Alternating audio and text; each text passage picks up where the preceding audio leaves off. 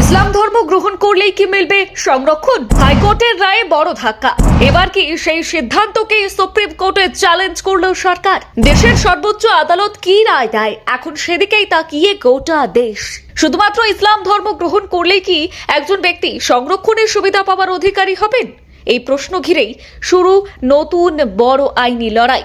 মাদ্রাজ হাইকোর্টের একটি গুরুত্বপূর্ণ রায়কে চ্যালেঞ্জ জানিয়ে এবার সুপ্রিম কোর্টের দ্বারস্থ হয়েছে টিভিকে নেতৃত্বাধীন তামিলনাড়ু সরকার। রাজ্য সরকারের দাবি, বিষয়টি শুধুমাত্র ধর্মান্তরের নয়, বরং সংবিধান, সামাজিক ন্যায় এবং পিছিয়ে পড়া সম্প্রদায়ের অধিকারের সঙ্গেও জড়িত। তাই হাইকোর্টের রায় পুনর্বিবেচনা করা প্রয়োজন।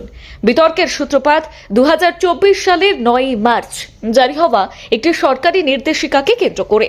আর ওই নির্দেশিকায় বলা হয়েছিল, অনগ্রসর শ্রেণী, অত্যন্ত অনগ্রসর শ্রেণী, তফসিলি জাতি বা তফসিলি উপজাতি এর কোনো ব্যক্তি যদি ধর্ম ত্যাগ করে ইসলাম ধর্ম গ্রহণ করেন, তাহলে তাকে ব্যাকওয়ার্ড ক্লাস মুসলিম শ্রেণীর অন্তর্ভুক্ত করা যেতে পারে। আর সেই অনুযায়ী সংশ্লিষ্ট ব্যক্তিদের কমিউনিটি সার্টিফিকেট দেওয়ার ব্যবস্থাও চালু হয়েছিল। আর এই সিদ্ধান্তের বিরোধিতা করে আদালতের দ্বারস্থ হন সমীর আহমেদ। তিনি 2015 সালে হিন্দু ধর্ম ত্যাগ করে ইসলাম ধর্ম গ্রহণ করেন এবং পরে সরকারি গেজেট বিজ্ঞপ্তির মাধ্যমে সেই ধর্মান্তরের স্বীকৃতিও পান। ইসলামের রীতি মেনে বিয়ের পর তিনি নিজেকে মুসলিম লেব্বাই সম্প্রদায়ের সদস্য হিসেবে কমিউনিটি সার্টিফিকেটের আবেদন করেন, কিন্তু স্থানীয় তহসিলদার সেই আবেদন খারিজ করে দেন।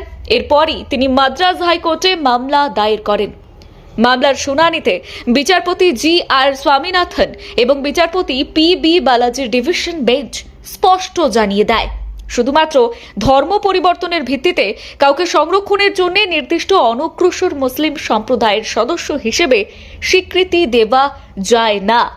আদালতের পর্যবেক্ষণ ছিল, একজন ব্যক্তি ইসলাম ধর্ম গ্রহণ করলে তিনি মুসলিম হিসেবে পরিচিত হতে পারেন, কিন্তু শুধুমাত্র ধর্মান্তরের কারণে তাকে কোনো তালিকাভুক্ত অনগ্রসর মুসলিম গোষ্ঠীর অন্তর্ভুক্ত করা আইনসঙ্গত নয়। এই যুক্তিতেই 2024 সালের সরকারি নির্দেশিকাকে অসাংবিধানিক ঘোষণা করে বাতিল করে দেয় হাইকোর্ট।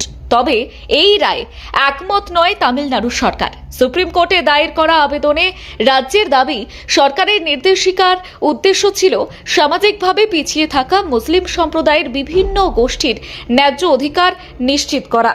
আনসার লাব্বাই থেকে শুরু করে সৈয়দ সহ একাধিক স্বীকৃত মুসলিম সম্প্রদায় সংরক্ষণের আওতায় রয়েছে।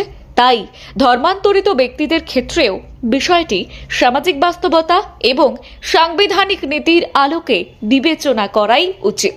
এখন নজর দেশের সর্বোচ্চ আদালতের দিকে। সুপ্রিম কোর্ট এই আবেদন গ্রহণ করে কি সিদ্ধান্ত নেয় তার উপর ভবিষ্যতে ধর্মান্তর এবং সংরক্ষণ নীতি সংক্রান্ত বহু মামলার দিশা নির্ভর করতে পারে।